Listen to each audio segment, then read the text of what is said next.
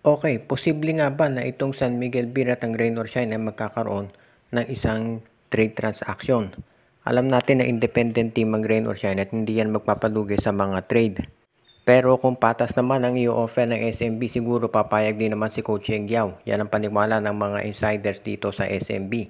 At ang report ngayon ay gusto raw ng San Miguel Beer na makuha itong si 6'8 Kit Datu mula dito sa Rain or Shine Elasto Painters kapalit nitong si Kit Datu kukunin ng San Miguel mula sa Rain or Shine. Kapalit naman itong si Mowara Tautua. Yan daw ang ino-offer ngayon ng San Miguel Beer at kung kinakailangan daw sasamahan pa nila ng isang second round draft pick. Mukhang ang gusto ng San Miguel Beer ay isang center na mas athletic kaysa dito kay Mowara Tautua at yan ang dahilan kung bakit itong si Kit Datu ang gusto nila na makuha. Kaya ngayon, nag-uumpisa na raw itong negosasyon ng San Miguel at ng Rain or Shine kung mapapapayag nila itong si Coach Yeng Yao. Ngayon, kung sakasakali na hindi uubra yung offer ng SMB, baka ibigay nila ay isang first round draft pick. So magiging Tautua plus first round draft pick para dito kay Kit Datu.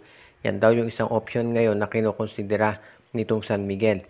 If ever na matuloy nga yung ganitong offer, masasabi natin na magiging matindi o mas malakas yung lineup ng SMB dahil itong si Kit Datu maganda na pinapakita niyan talaga dito sa Rain or Shine Elasto Painters, kaya masisiguro natin na hindi naman yan basta-basta na lamang yung team na masasabi natin basta-basta na lang magpapatalo.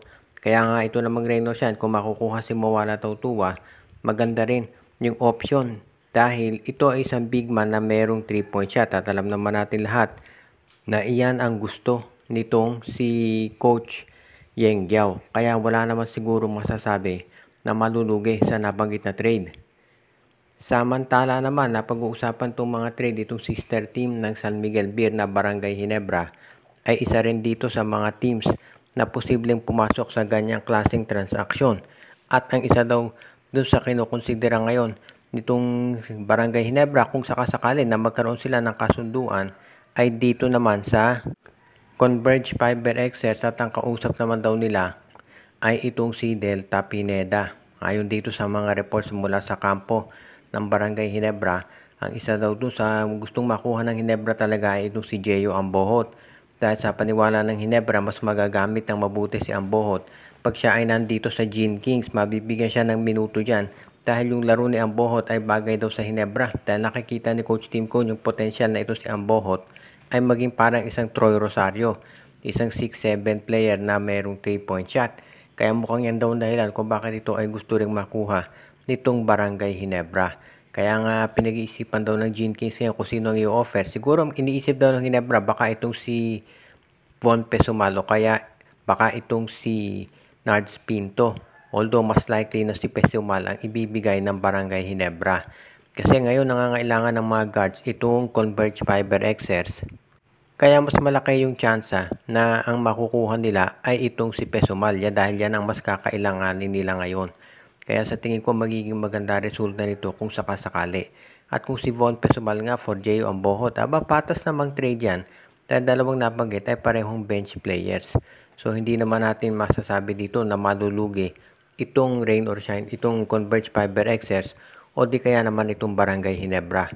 Kaya yung mga ganitong klaseng trade sigurado mabilis yan na maaprubahan nitong trade committee dahil ito naman ay patas naman talaga.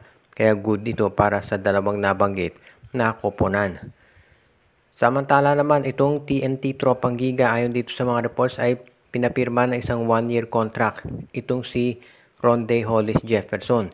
Medyo unique yung contract nitong si Jefferson dahil alam natin na si Justin Brownlee siya ay kinukuha ng Barangay Ginebra palagi sa Commissioner's Cup at Governor's Cup, so resident import siya talaga. Pero ito si Brownlee ay pinapayagan ng Ginebra na maglaro sa ibang liga. Kung nyo maalala, pag ito si Brownlee ay hindi naglalaro sa Ginebra, naglalaro siya sa Indonesia at sa iba pang mga Asian, sa iba pang mga liga sa buong mundo. Pero itong kay Ronde Hollis Jefferson ay iba. Hindi siya maglalaro sa ibang koponan for 1 year. Nakakontrata lang siya dito sa TNT. At sinabi ng TNT na babayaran nila ito si Ronde Hollis Jefferson kahit hindi ito naglalaro para sa kanila. So, ibig sabihin, kahit 2 conferences dito sa next year lang maglalaro si Jefferson, ay buong taon ang ibabayad sa kanya ng TNT Tropang Giga. So mukhang talagang lock talaga dito sa 1 year, dito sa TNT Tropa, itong si Ronde Hollis Jefferson. Ganyan ka-valuable ito para sa kanila. Kaya very important, dito natin makikita na seryoso talaga itong TNT Tropang Giga. Siguro ang inaalala ng TNT kung maglalaro sa ibang liga, itong si Ronde Hollis Jefferson, baka ma-injure ito. Kaya naniniguro sila na ito hindi maglalaro sa ibang koponan. Kaya yan ngayon ang gagawin daw nitong TNT Tropang Giga. At yan din ang dahilan kung bakit binigyan nila ito ng isang exclusive 1-year contract. Kaya masisiguro natin na talagang kahit na malaki ang chance na TNT maka-Grand Slam ngayong season na to, mukhang matindi pa rin yung balak nila sa mga susunod na taon. Kaya ito medyo matindi talaga yan para dito sa TNT Tropang Giga. Kaya aabangan na lang natin kung ano ang magiging response dito ng SMC kung sakasakali dahil nga medyo matanda na rin si Brownlee. At ang huli nating balita ngayon, ito raw Terra Firma Jeep ay hindi pa natitiyak na ito ay mabebenta talaga. Kung inyong maaalala, nagbigay na ng offer sheet itong Star Horse Shipping Lines. Diba kung inyong maalala, ini-interview pa nga ito ng mga iba't ibang media outlets at sinabi nga na hindi rin sila magiging farm team. Pero ngayon, parang merong mga lumalabas na reports na baka nagdadalawang isip na raw itong koponan o rather itong company na Star Horse Shipping kung talagang sasali sila sa PBA. Dahil siguro naiisip nila yung laki ng gastos na kinakailangan para mag-maintain ng isang koponan. Although, in fairness, sabi nga ng iba, dapat inisip yan ng Star Horse bago pa lamang sila mag-offer sa PBA. Pero bukod dyan, merong mga bulong-bulungan na ito raw SMC ay ayaw na maibenta itong Terra Firma Jeep dahil nga nakikinabang sila dyan. Kaya kinakailangan na lang nating i-monitor kung ano ba ang mangyayari dito, kung talaga bang itong SMC ay pinipigilan na pagbenta nitong Terra Firma Jeep o baka naman itong Star Horse Shipping Lines talaga ay hindi kaya na mag-maintain ng isang koponan sa PBA. Malalaman natin ang resulta nito bago mag-umpisa yung susunod na season. Kasi ang usapan daw, bago mag-umpisa yung next season ng PBA ay makukumpleto na yung pagbili nitong Star Horse Shipping Lines dito sa Terra Firma. So, kinakailangan bago mag-open yung next season, meron ng formal declaration ng PBA na Star Horse Shipping Lines ang bibili dito sa Terra Firma.